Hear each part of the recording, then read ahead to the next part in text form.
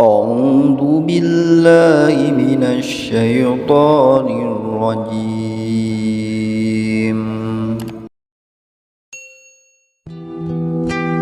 بسم الله الرحمن الرحيم. السلام عليكم ورحمة الله وبركاته.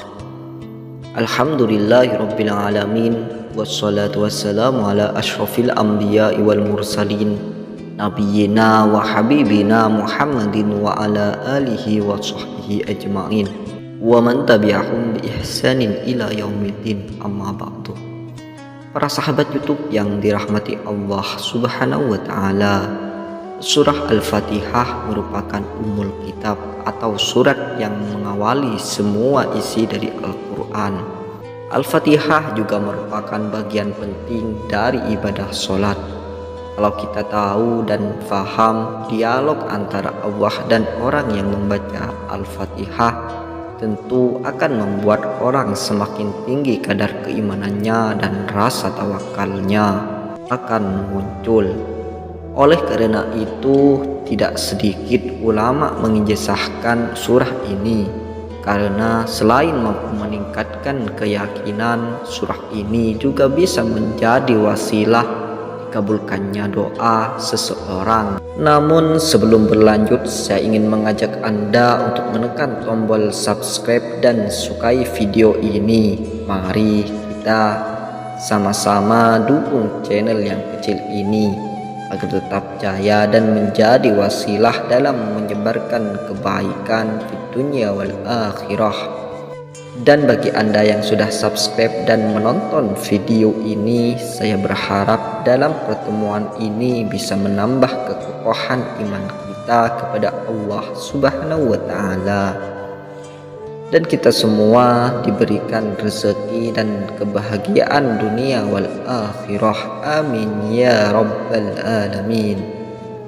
Sahabat YouTube yang dirahmati Allah Subhanahu wa taala, surah Al-Fatihah awal mulanya berasal dari Syekh Abdul Qadir Al-Jailani dan mengalir ke ulama, ke kiai, ustadz, dan terakhir ke masyarakat pada umumnya. Namun ada hal yang perlu diperhatikan dalam mengamalkan surah ini agar doa dan harapan cepat terkabul, yang mana adalah memahami isi dialog dalam surah tersebut. Dalam hadis qudsi, Allah Subhanahu wa taala berfirman, "Aku membagikan sholat menjadi dua bagian, untuk aku dan untuk hambaku." Artinya 3 ayat di atas, iyyaka na'budu wa iyyaka nasta'in, adalah hak Allah, dan 3 ayat ke bawahnya adalah urusan hambanya. Ketika kita mengucapkan alhamdulillahi rabbil alamin, Allah menjawab, hambaku telah memujiku.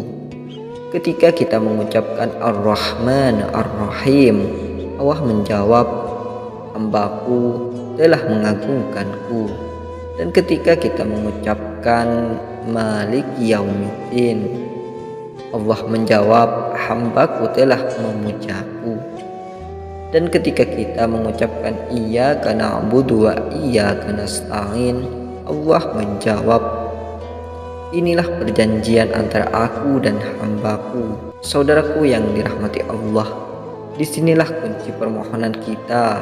Karena ini Allah memberikan kita kesempatan untuk meminta, dan Allah Subhanahu wa taala akan menjawab ataupun mengabulkannya. Oleh karena itu dianjurkan pada kalimat atau ayat ini, iyyaka nasta'in, dibaca berulang-ulang. Ada yang menyarankan untuk dibaca 7 kali, ada juga yang dibaca 11 kali, dan ada juga yang menyarankan dibaca 21 kali. Kalau ijazah yang disampaikan ataupun dianjurkan oleh guru saya untuk dibaca adalah sebanyak 11 kali, lalu berdoa dan dilanjutkan bacaannya. Ketika kita mengucapkan ihdinas siratal mustaqim siratal ladzina an'amta 'alaihim ghairil maghdubi 'alaihim waladdallin, Allah menjawab, inilah perjanjian antara aku dan hambaku. akan kupenuhi yang ia inginkan.